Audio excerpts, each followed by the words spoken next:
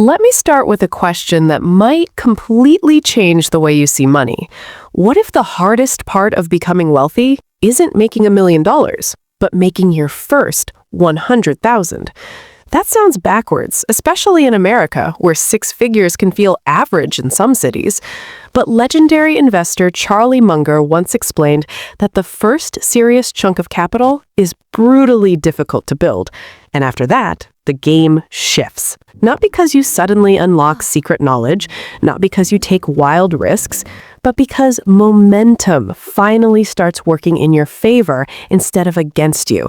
And if you truly understand why that happens, you stop feeling discouraged by slow progress and start playing the long game with confidence. Here's the reality most people never hear. In the beginning, you are the machine.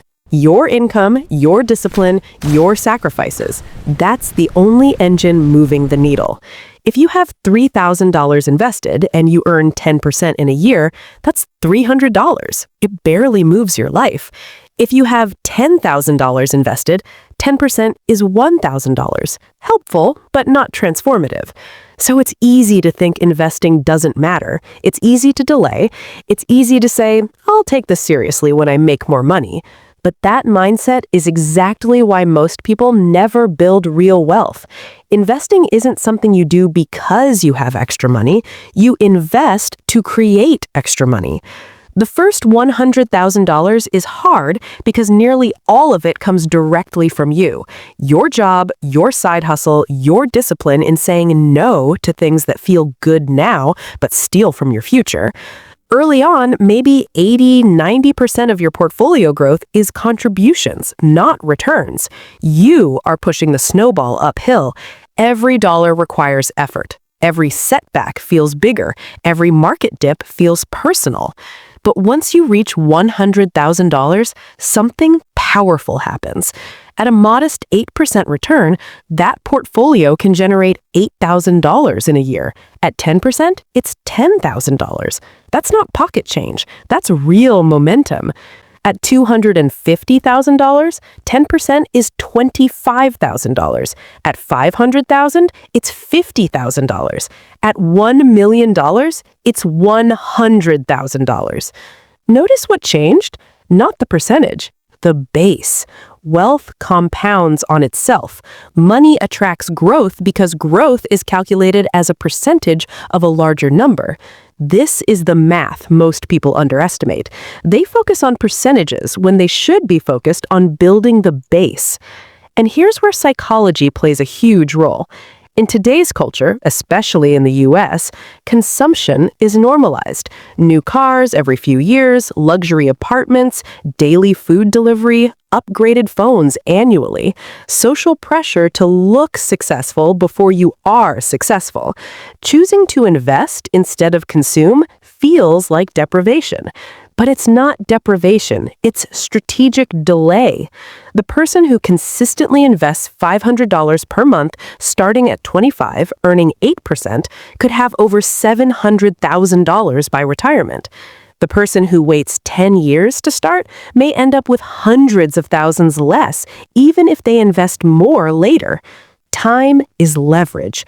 The earlier you start, the less you need to rely on extreme contributions. Another reason the first $100,000 is slow is income ceiling. If you're earning $50,000 a year and spending $45,000, your savings rate is small. At that pace, progress crawls. That's why early wealth building is less about stock picking and more about skill building. Increasing your income by $15,000 per year and investing that difference consistently can cut years off your timeline. That might mean switching companies, learning tech skills, sales, marketing, coding, design, starting a service-based side business, freelancing, or building digital income streams. The wealth equation is simple but powerful. Income minus expenses equals investment capacity. Increase income, control expenses, invest the difference. Repeat. But once you cross $100,000, behavior shifts. You begin thinking differently. You stop asking, "Can I afford this?" and start asking, "What is the long-term cost of this?" that $2,000 vacation isn't just $2,000. At 8% over 20 years, it could represent nearly $9,300. That $40,000 car financed with interest isn't just a car payment, it's potentially 6 figures of lost opportunity when factoring compounding. When you truly understand this, spending becomes intentional. You don't eliminate enjoyment, you prioritize it. Wealth isn't about never spending, it's about spending on what matters and investing the rest aggressively. There's also something even more important: optionality. The first $100,000 gives you breathing room. It gives you leverage in negotiations. It gives you the ability to walk away from a toxic job. It gives you runway to test a business idea. It gives you the confidence to invest during market downturns instead of panicking. People living paycheck to paycheck aren't necessarily bad with money. They just lack margin, and margin creates power. With savings and investments behind you, you can take calculated risks. You can allocate a small percentage of your portfolio towards higher growth opportunities without risking financial ruin. You can say yes to opportunities that someone with zero savings has to decline. And opportunity is often what accelerates wealth the fastest. But here's the warning. Hitting $100,000 doesn't automatically make you wealthy.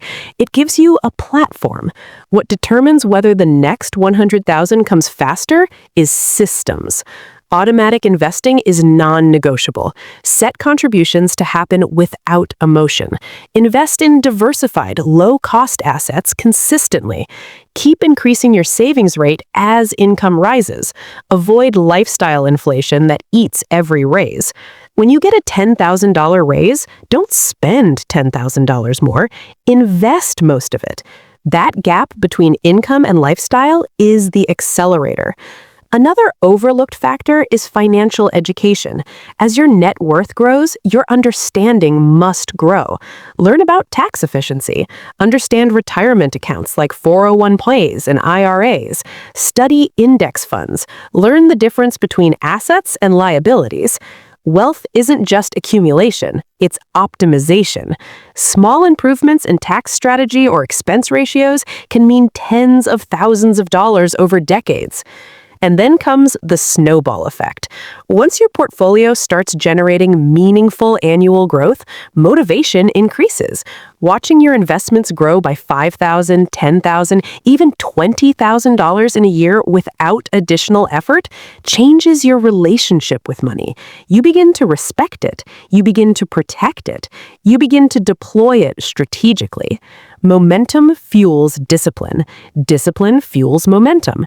It becomes a flywheel. This is why the second $100,000 often arrives faster than the first, and the third faster than the second.